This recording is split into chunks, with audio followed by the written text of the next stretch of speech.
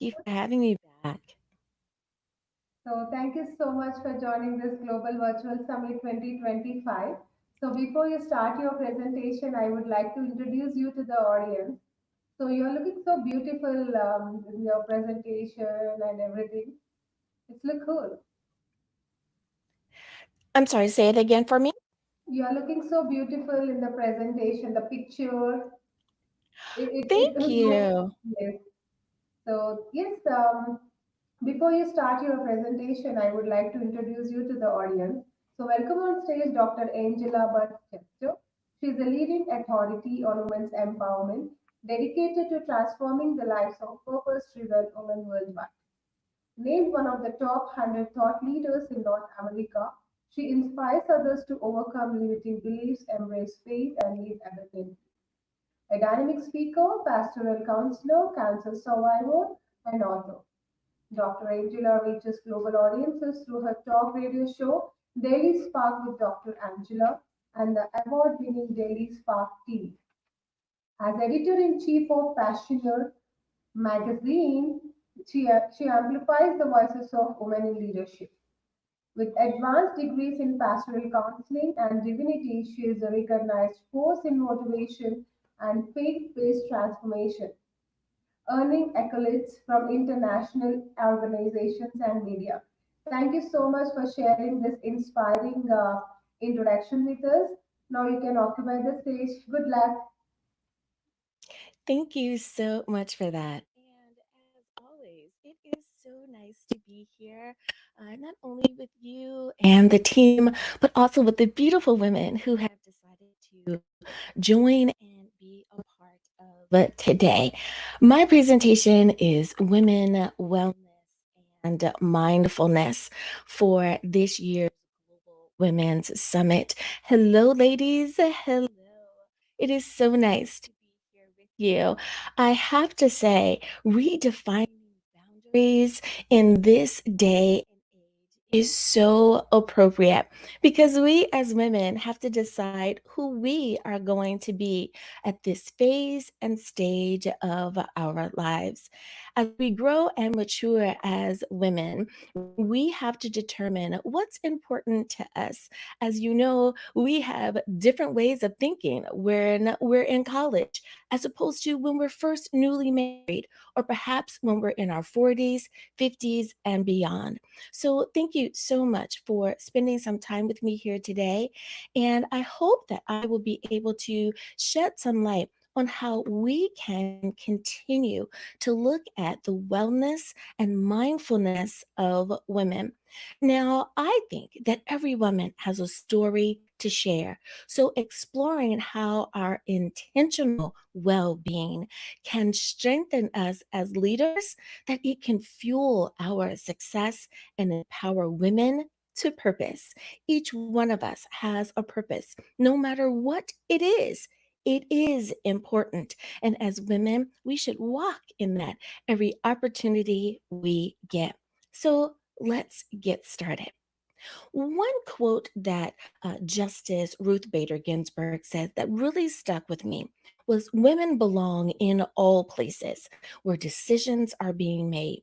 It shouldn't be that women are the exception. And I have to agree with that. When we are looking at making sure that we have a diverse input on anything that we're doing, more voices are always welcomed. Now, your particular suggestion may not be suggested, may not be included, but at least you had the opportunity to suggest it and it was heard. And I think that that is important. So many times we can encourage someone to step out, step into, to go on and do that thing that they've been thinking about simply because we lent our voice to the conversation. Now, we have to look at some facts. As a pastoral counselor, one of the things that I feel is really important is that we're all on the same page. So let's get on the same foundation. When it comes to leadership representation, women hold 32% of senior leadership roles globally. yet they remain significantly underrepresented when it comes to the position of CEO. When it comes to CEO, we are only 10% of the populace. Now, if it were up to me, those numbers would be, of course, much greater than that. The CEO positions would be at 32% as opposed to just 10%. And remember, this is globally, not just here in the States. Another issue that we have to think about is burnout and stress. 53% of women in leadership roles report experiencing burnout, compared to only 41% of our male counterparts. Now, many times this has to do with the various hats that women wear. When you ask a typical woman, who is she? What does she do? You don't have enough time in the conversation to really grasp the all that women do. And why is that?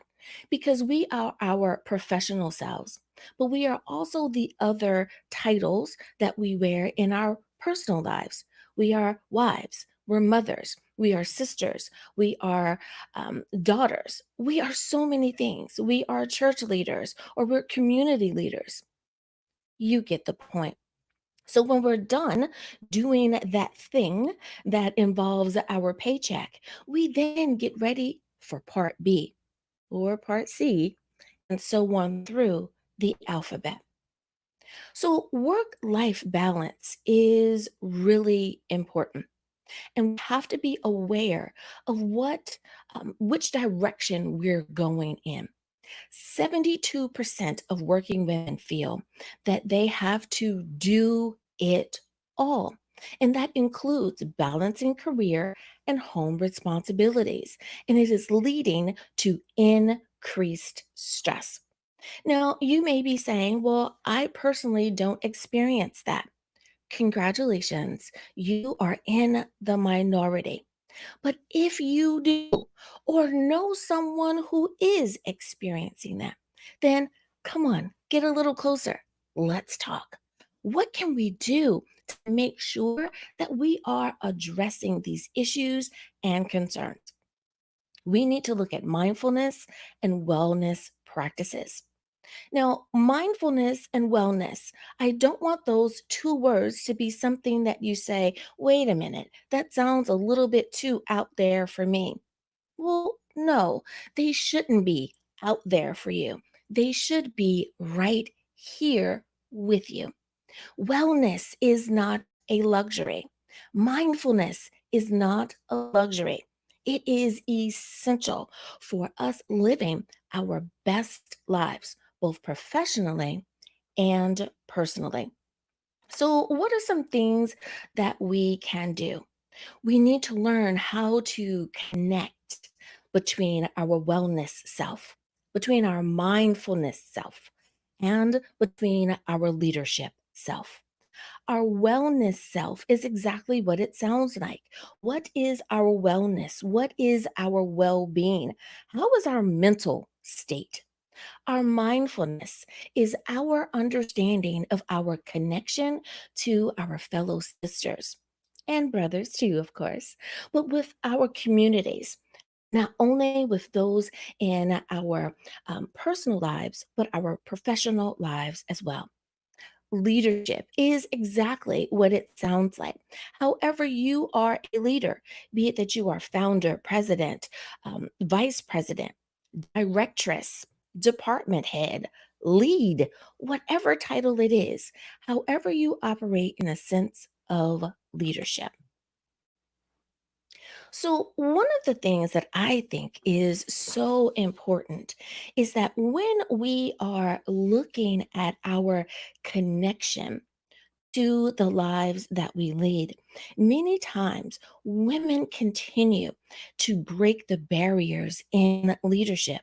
They continue to embark on new paths when it comes to business, social impact, and yet we are doing this completely stressed out, walking in a burnout state, and we are doing it with societal exceptions to the rule. Because remember those stats we were given in the beginning? We are the exception to the rule. So, mindfulness and wellness are not some things that we should push to the back burner any longer. They need to be ever present with us in the forefront. So, how our mental, emotional, and physical well being directly impact us? It directly impacts us through our decision making, as well as our leadership effectiveness. So, what's one way of looking at it? I like to think of it as our lives are our stories. They are going to be the things that people remember about us, the things that people say, how we impact them. Is there something that we said? Is it something that we did? Is it something that we didn't say or didn't do that impacted them as well? Sometimes we need to speak up and speak out, and that's what people remember. Sometimes we need to be silent, and that's what people remember. However, it goes, we are living out in real time the story of our lives. So, how do we understand the story? As with any story, book, movie, or however we are consuming life, there is always the main character, and that is the who. Who is you, woman leader? You are the main character in the story of your life. You are the who that people want to know. The one striving to succeed, the one that is creating the balance, the bridge, the connections to where you are, to where you need to be for not only yourself, but for those you lead and those you encounter. You are making an impact. We are making an impact. Now, you may be saying, well, it says you need to be ambitious, dedicated, and passionate. Well, sometimes I'm not ambitious. Sometimes my dedication wanes, or I may not be as passionate as I should be. And to that, I say, welcome to life. There are going to be times where you don't feel like being the main character. And that's understandable because there's so much going on. But as with any main character, when everything seems to be falling on you, is the very moment that things will start to fall into place. I have a firm believing that when things get a little heavy, it is because you are leveling up. It is time for you to step out or onto a different road, into a different path, into a different perspective of that which you are doing. Now, not every time. Unfortunately, sometimes it does get a little heavy because something didn't go as planned. And you have to step into those protocols to make sure that it is fixed. But by all means, enjoy the spotlight while the spotlight is on you. Because even the main character sometimes steps back into the shadows and allows someone else to step up. I introduce the villain. That is the what. Who, what? The what is the burnout that we are experiencing. The what is the societal exceptions and expectations that we have to go through, live up to, or try to dismiss. And the self doubt. So many times as women, we are working against ourselves because of our mindset. We have allowed the whispers of disbelief from others to actually live rent free in our brain. We should not allow that at all. The way we think, our mind, oh, that is high price, wanted, seeked after real estate. So be very careful at who you allow to spend time in that space. Those that show up as being overworked, nope, not welcome. When stress comes looking, absolutely, there is no vacancy. When imposter syndrome tries to hunch you just a little and see if they can get some time with you, your schedule is full. And perhaps there are cultural pressures, depending on where you live in the world, to live up to what a woman is or isn't supposed to be. No matter what it is, there is always going to be a villain. That do it all that's whispering in your ear, telling you that you will not succeed. The villain will try to convince you that your self care, that your well being and mindfulness are not important, when in fact they are. So let me remind you again, self care, mindfulness, and well being are not a luxury. They are, in fact, a necessity. So, case studies show us time after time again that demonstrating an improved outcome is because a leader prioritizes mindfulness. And when you do that, that's when you step into your hero mode of the story. That's the how and the when. So, as we were growing and learning in school, we used to um, we were told that we needed to figure out the who, what, when, where, and how, right? If we wanted to understand the story fully, to get the facts who, what, when, where, and how. The hero is the how, the hero is the when, the mindfulness, the wellness, and the boundaries. Let that be our new B word, if you will, and that is boundary. We must remember to protect ourselves, those that are around us, and what we are responsible for. The tools that empower her, the tools that empower you, the tools that empower me. Now, I know what you're saying. We have to learn how to say no, and you have a hard time doing that. Well, that is part of our societal programming. And I say that with a little p. No propaganda intended. But it is the programming of in order to be the right kind of woman, you must always be kind, you must always be nice, you must always smile, and you must always be accommodating. And unfortunately, that is leading to so many women being stressed and burned out. So let's remember that in order to be your best self and walk in your hero state, that you must integrate these mindful practices. You must prioritize your health. You must set boundaries, and you need to reclaim your strength. Sometimes a no isn't a no forever. It's just a no for right now. If you feel some kind of way, less than positive, about saying no, add that additional line to what you say. I'm sorry I can't this time, but wrap back around to me next year. I'm sorry I can't right now, but check in with me in 6 months. Now, I know some of you are saying, Dr. Angela, I have no problem saying no. That's awesome. Thank you so much for remembering to set that boundary for yourself and to reclaim your strength. These strategies become the armor that allow us to lead with clarity, with resilience, and with purpose. How do we remember that?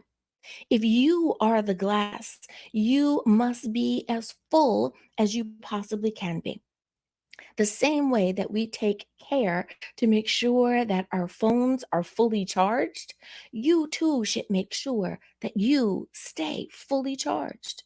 There will be days that you will be running, operating, being decision maker, and making it happen, and your battery may get low. You may go from green to yellow. I hope you never get into the red. But if you do, make sure you plug in, that you recharge for yourself. The same thing that you would suggest to your client base, to those that you assist. Make sure you take your advice. So, what are some practical strategies that we can do to make sure that we are integrating mindfulness into our leadership role? And this is where I think we really need to spend time. Far too often, we forget to take care of ourselves. As this woman, I love her stance. As she's giving her presentation, she is bold, she is confident, and she is telling this team what needs to happen. We also need to make sure that we, in our personal sense, is sitting at the table as well. What do we need to hear? What do we need to do? And how can we make sure that we are being our best self? I'm going to give you five very easy strategies that you can start implementing into your life today. Number one is an intentional daily practice, and that is meditation, deep breathing, gratitude journaling, or even mindful movements. So let's look at meditation, deep breathing, and gratitude journaling. Now, if you're not sure how to participate in meditation, there are different forms of meditation. If your faith or spiritual practice has a form of meditation, then by all means, continue to do that. If you are not used to being in a meditative state, the best thing that I can suggest for you to get started is to spend some time at the beginning of the day, in the middle of the day, or at the end of the day, and just sit someplace where it is quiet, where you can be still without interruption, and you can simply hear yourself breathe. During these quiet times, remember to not allow those stressed out, busy chatter that wants to come in and infiltrate your quiet time, but instead, a nice time to listen for the voice of God, to listen to that stillness within yourself, to spend time in quiet contemplation. Now, if you happen to have a particular scripture or sacred script that is important to you, spend time thinking about that, repeating that to yourself, and let it calm your nerves. Let it put you into a gentle headspace so that you can prepare better for the rest of the day. When we look at gratitude journaling, and this is something that I do all of these things in one capacity or another. Gratitude journaling is something that I do before I start my day. Now, this does not have to be complicated. And simply grab a sheet of paper and a pen. Now, if you have to type it out on your laptop or your phone, I understand, but you make a better mind heart connection when you write it out longhand. Name three things that you are grateful for. Now, usually people, when first starting, have a hard time thinking of what they're grateful for. Here's something simple: you're awake, you're alive today. Be grateful for the breath in your body. Be grateful for a home, for transportation, for a job to go to, or the fact that you may work from home. Be thankful for the meal that you are about to receive and eat that brings nourishment to your body. We don't have to overcomplicate the things that we should be grateful for, but we can also be grateful for the big things as well. Thank you for an opportunity to present to these women today. Thank you for the opportunity to add my voice to the global conversation.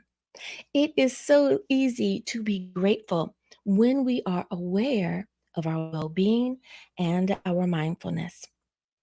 The other are the boundaries and the work life integration. When we're talking about boundaries, again, learning how to say no, not right now, not this time, and or flip side of the coin, simply saying no and not feeling a negative emotion attached to that no. Again, so many times as women, we feel guilty for not always saying yes. So let's learn to sometimes say no if that means protecting our health. Number three is community and support networks. The roles that we play as mentors. the roles that we play as accountability partners for those that are in our groupings, as well as our collective well being. Many times you will be the mentor for your fellow women, or perhaps for even a group of girls. Being a mentor is so important, but I want to also remind you, mentor, to be a mentee. As much as I mentor others, I sit at the feet of some awesome and amazing women. I just recently did an interview where I shared that I grew up in the state of Virginia, though my business is based out of California. I grew up on the East Coast. My business is on the West Coast. But I went to a church, Carver Presbyterian Church. I did not realize that Dr. Katherine Johnson, Dr. Christine Darden, those that you've heard about from Hidden Figures, that they were as important as they were. Why? Because they were humble women who didn't talk about all of that, but instead they poured into us. They shared with us not only their struggles, but their highlights. They shared with us the good, the bad, and the in between. And to think, I have pictures of just eating barbecue in their backyard, spending time on their sofa, because they understood that what they did, though extremely important, wasn't about them, but it was about women as a whole. Being trailblazers isn't always easy, but being a trailblazer is important. And perhaps you're thinking, am I blazing a trail? Perhaps you are, but I want to encourage you. Absolutely, you are. Why? Because you're keeping the path smooth for the next generation. For every girl that encounters you, she too wants to walk behind you, take the path that you have taken. So continue to blaze the trail. Perhaps you are not the trailblazer, but you are blazing the trail to keep the road in good condition for those who need to travel and follow in your footsteps. So, number four is resilience and stress management. We need to make sure that we have techniques in place for maintaining clarity and composure under pressure.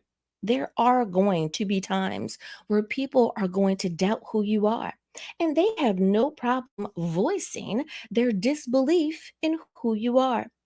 Maintaining your composure is a sign of a leader. Don't allow them to bait you into stepping out of who you are as the woman you've determined to present yourself as. As we used to say, stay calm, cool, and collected.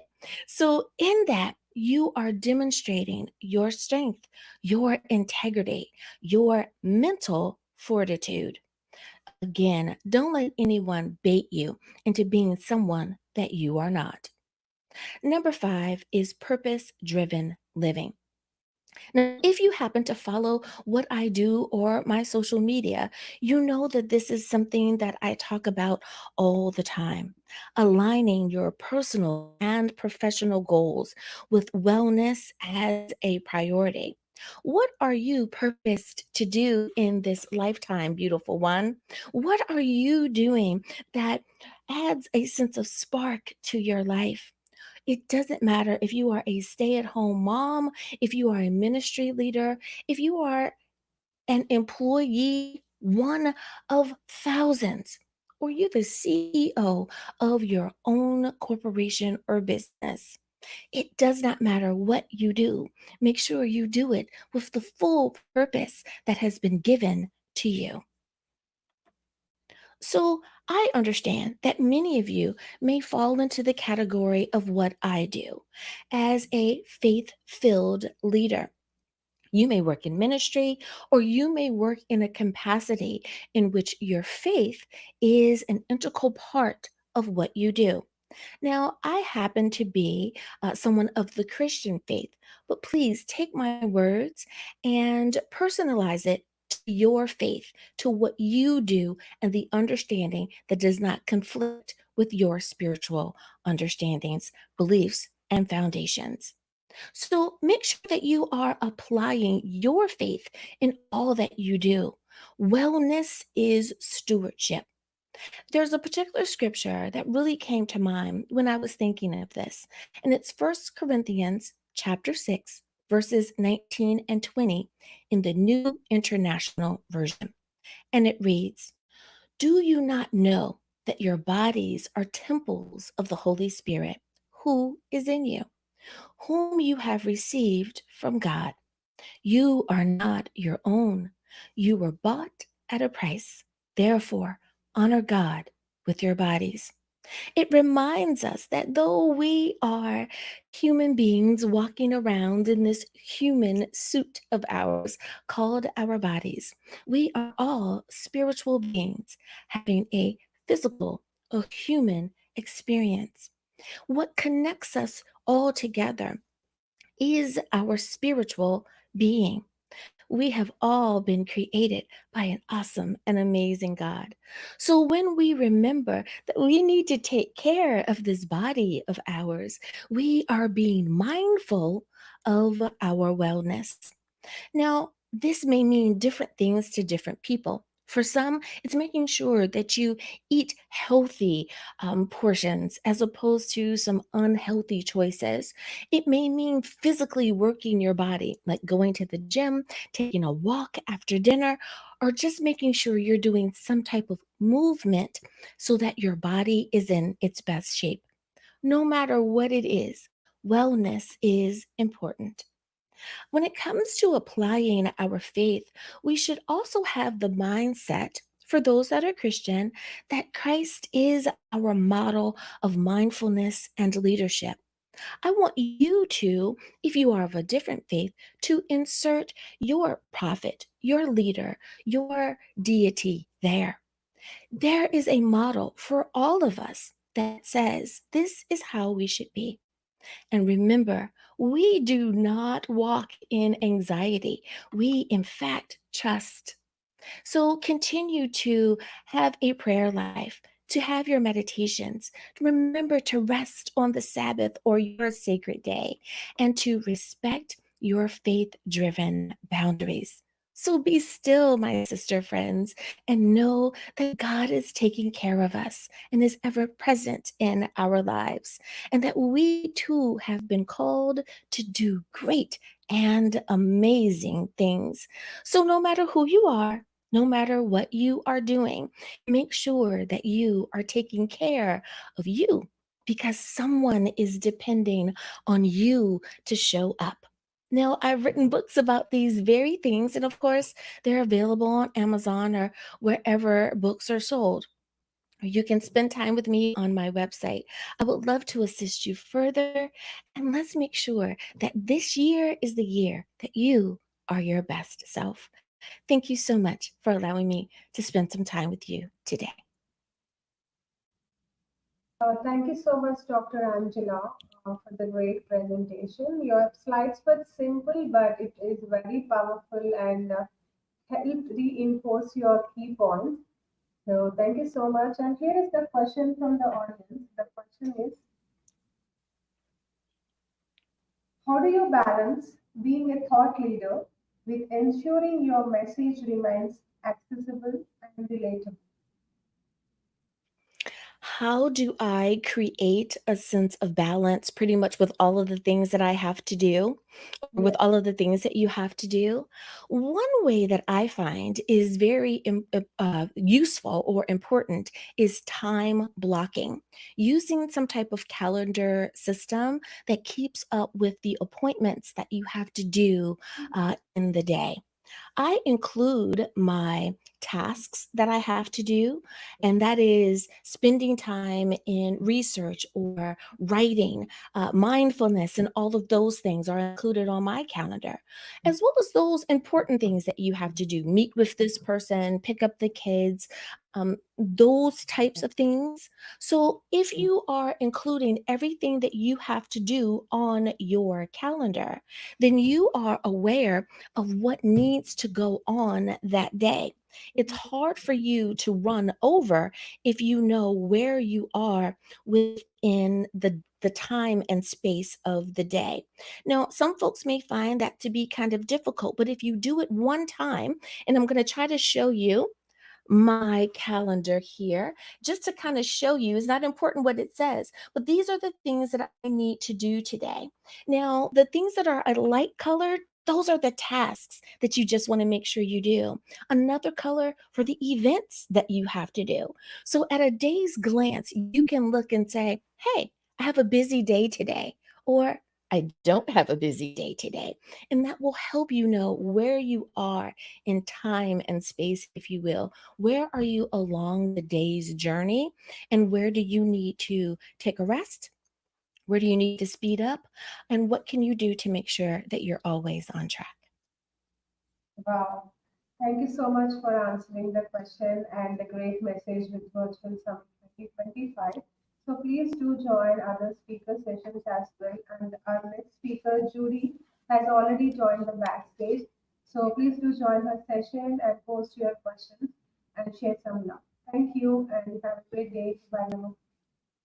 Thank you. Bye bye. Blessings to everyone.